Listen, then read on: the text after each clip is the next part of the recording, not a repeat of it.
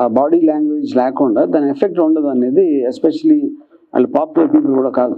అది sir, this is Madhav. Hi sir, here.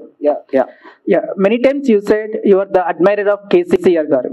So how do you see the assembly election results of Telangana? How I see, I mean, the way everybody saw, in terms of, అంటే ఇప్పుడు నాకు Revanth Reddy also is very close to me. You know Revanth Reddy నాకు పర్సనల్గా తెలుసు, కేసీఆర్ గారిని నేను ఎప్పుడు కలవలేదు, but I use to admire him as a political leader.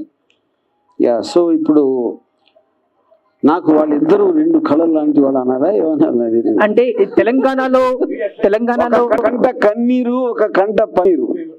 Okay, ఈ రిజల్ట్స్, ఈ ఎలక్షన్ రిజల్ట్స్ ఇంపాక్ట్ ఏపీలో అలాగే ఉండబోతుందా?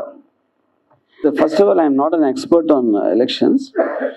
అంటే నా పర్టిక్యులర్ పాయింట్ ఆఫ్ వ్యూలో, and I'm very very bad in understanding elections. ఇప్పుడు రేవంత్ రెడ్డి వాజ్ చాలా స్ట్రాంగ్ ఫోర్స్. తన ఒక ఏమంటారు దాన్ని, ఒక పర్సనాలిటీగా, ఒక డైనమిజం తోటి ఒక స్ట్రాంగ్ అపోజిషన్ లాగా వచ్చారు అని నా ఫీలింగ్. వేరే అక్కడ ఏంటంటే సిబిఎన్ గారు చాలా సంవత్సరాల నుంచి ఉన్నారు, and is not nothing new, and is probably at the lowest period of time ఇప్పుడు. అండ్ పవన్ కళ్యాణ్ గారి కన్సిస్టెన్సీ అందరికీ తెలుసు. సో ఇక్కడ తెలంగాణలో కేసీఆర్ కొన్నంత స్ట్రాంగ్ అపోజిషన్ అక్కడ లేదని నా ఫీలింగ్. యా, అదే నా చాలా స్ట్రాంగ్ ఫీలింగ్ ఏంటంటే పవన్ కళ్యాణ్ చంద్రబాబు గారు కోవర్ట్ అని జనసేన పార్టీలో. యా, ఇంక దాని తర్వాత పొత్తు అనే దానికి మీనింగ్ ఏమైనా ఉంటుందా నాకు తెలియదు. యా, నా అంచనా ఏం లేదు. వర్మ గారు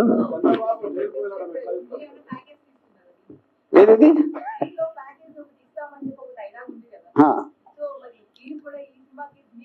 నాకు ప్యాకేజ్ ఇది ఇప్పుడు అది అడుగుతూనే ఉంటారు. ఓకే, నేను నో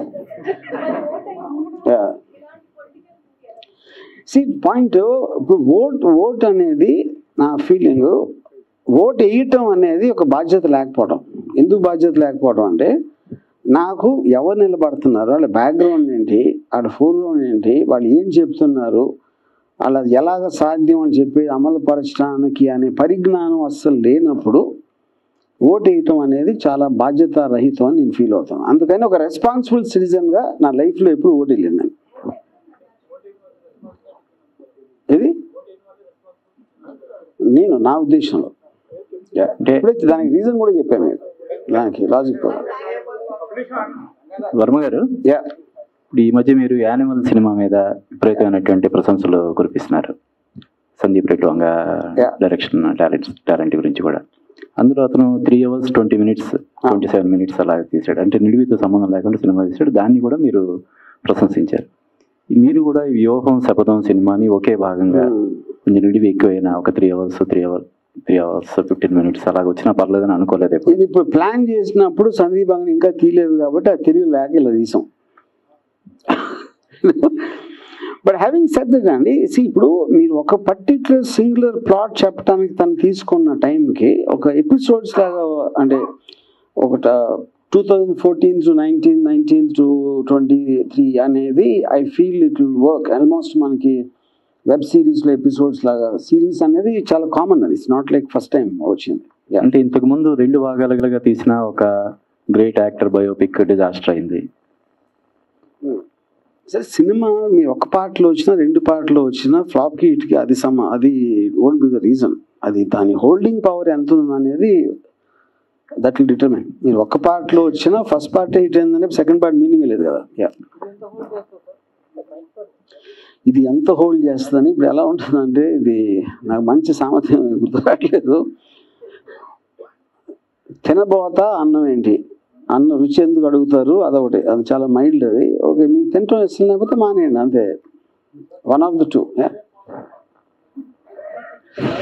మీరు కేపాల్ గారు ఫ్యాన్. యాక్చువల్గా ఆనెస్ట్గా సార్, మీరు చెప్పే వరకు నాకు గుర్తురాలేదు పెట్టాలని. ఇది ఫస్ట్ టైం అడిగారు ఎవరో నీ క్వశ్చన్. కాకపోతే అంటే ఆల్మోస్ట్ మెయిన్ ప్లాట్కి ఏమాత్రం కనెక్షన్ లేని క్యారెక్టర్ కాదు కాబట్టి. హలో, మీరు ప్యాకేజ్ వస్తున్నారు. ఓకే. సో ఇప్పుడు నేను తీసుకోలేదని చెప్తే మీరు నమ్మరు. అందుకని మీరు ఒక స్త్రీ కనుక స్త్రీల మనసులు ఇప్పుడు నొప్పించను. నేను తీసుకున్నా ఒక 1000 కోట్లు తీసుకున్నా. ఓకేనా? యా.